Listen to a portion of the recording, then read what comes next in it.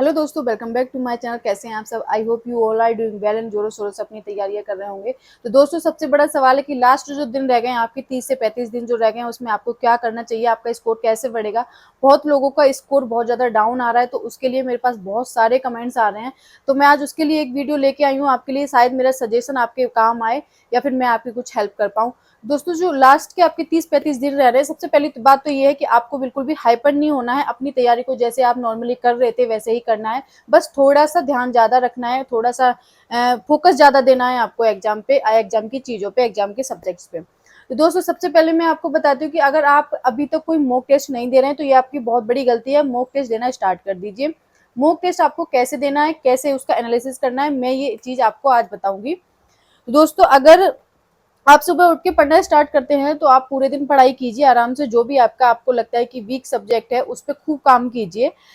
और उसके बाद शाम को आप जब मॉक टेस्ट दे रहे हैं तो मॉक टेस्ट देने के बाद पहले तो आपको पता चलता है कि आपको वो मॉक टेस्ट आपका ऑनलाइन हो या ऑफलाइन हो, इससे कोई फर्क नहीं पड़ता है। अगर आप ऑनलाइन मॉक टेस्ट परचेज नहीं कर पा रहे हैं या फिर किसी का नहीं ले पा रहे हैं तो आप ऑफलाइन किसी का भी प्रैक्टिस सेट मंगा लीजिए। जैसे RWA का एक प्रैक्टिस सेट है दिल्ली पुलिस का 2023 का, उस वो मंगा लीजिए जिसमें 50 सेट है, वो मंगा लीजिए। अरिहंत का मंगा लीजिए।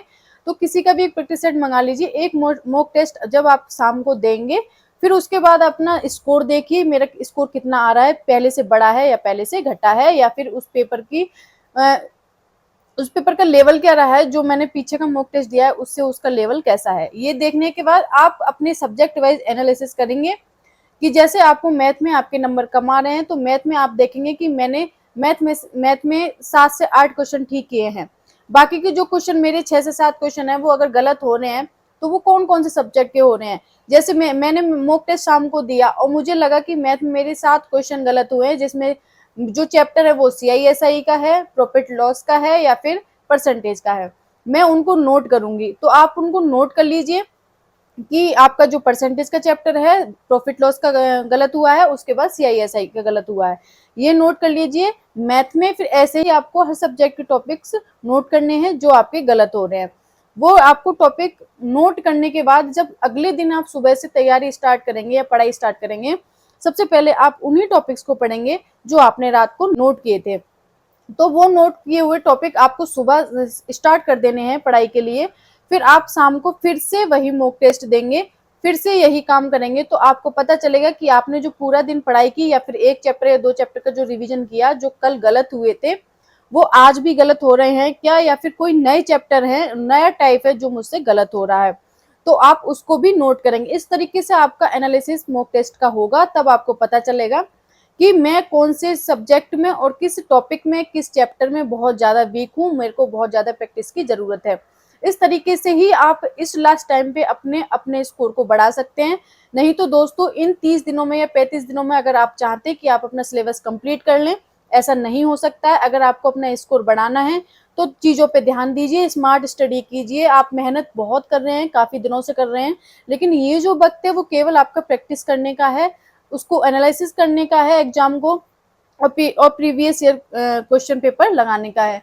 तो अगर इस टाइम अपना सिलेबस कंप्लीट करने में लगे रहेंगे तो जो चीज़ें आपको आती हैं दोस्तों वो चीज़ें भी आपकी ऐसी ही रह जाएंगी। जैसे बोलते हैं कि आधा अधूरा ज्ञान बहुत ज़्यादा हानिकारक होता है, तो वही है। अगर आपको एक चैप्टर आता है, आपने पढ़ लिया है, आपको समझ में आ गया है, लेकिन अगर उसकी प्रैक्टिस नहीं की है तो ये समझ लो कि वो चैप्टर से आपके क्वेश्चन नहीं बनेंगे, आप वो क्वेश्चन नहीं कर पाएंगे। तो अगर आपके 15 में से 7 चैप्टर्स हो चुके हैं, आपको अच्छे से आते हैं, तो उनको इतना अच्छा कर लो कि जो आपके उसमें से क्वेश्चन आए वो क्वेश्चन ना छूटे। बाकी के 7 चैप्टर अगर अगर आप चाहते हैं कि ये सिलेबस कंप्लीट हो जाएगा 30-35 दिन में, तो ये नहीं हो सकता है। आप उन्हीं 7 चैप्टर्स में उलझे हुए रह जाएंगे और जो आपके तैयार 7 चैप्टर हैं उनकी भी प्रैक्टिस नहीं कर पाएंगे। इसलिए ये सारी चीज़ों में ना फंस के आप उसको रिवीजन करो, उसका रिवाइज करो जो आपने अब तक पढ़ लिया है या पढ़ चुके हैं।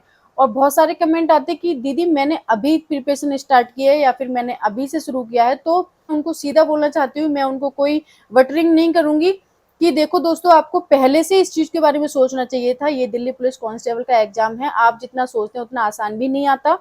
तो आपको कम से कम 4-5 महीने की तैयारी तो चाहिए ही, अगर आप अच्छे से मेहनत कर रहे हैं तो। वरना लोग 1-2 साल तैयारी करते रहते हैं, उनके भी नंबर नहीं आते। अगर आप स्मार्ट स्टडी करेंगे, तो आप इन 30-35 दिनों में भी आप सिलेक्शन लेके जा सकते हैं। इसलिए इन चीजों में ना फंस के, यूट्यूब पे ना भटक के, इधर उधर वीडियो ना देख के, आपके जो चैप्टर्स तैयार हैं, जो सब्जेक्ट तैयार हैं, आप जितना पढ़ चुके हैं उसका इतना रिवाइज कीजिए दोस्तों, इतना रिवाइज कीजिए कि जो आपका पेपर में जो भी उससे क्वेश्चन बने आप छोड़ के ना आए। क्योंकि पेपर में कुछ क्वेश्चन ऐसे होते हैं जो सब कर पाते हैं और कुछ क्वेश्चन ऐसे होते हैं जो किसी पे नहीं होते हैं। लेकिन जो क्वेश्चन सब कर पा रहे हैं वो क्वेश्चन अगर आपसे छूट रहे हैं तो आप समझ लो कि आप कंपटीशन में सबसे पीछे जा रहे हैं। और अगर वो क्वेश्चन आप करके आते हैं जो किसी से नहीं हो रहे हैं, उसमें से अगर आप 5% भी करके आते हैं तो ये समझ लो कि आप उस कंपटीशन में आगे हो। तो आप वो क्वेश्चन तो बिल्कुल ना छोड़ के आए जो नॉर्मली सब ही कर लेते हैं, सारे कैंडिडेट्स उनको करके आएंगे, तो वो क्वेश्चन आपसे नहीं छूटने चाहिए। उसके बाद जो भी टफ क्वेश्चंस आते हैं उसमें से अगर आप 5% भी करते हैं तो आप कंपटीशन में आगे रहेंगे। तो ये था दोस्तों मेरा सजेशन आपके लिए। कैसा लगा? वीडियो अच्छी लगी हो तो लाइक करें, शेयर करें, चैनल को सब्सक्राइब करें। Thank you so much for watching me.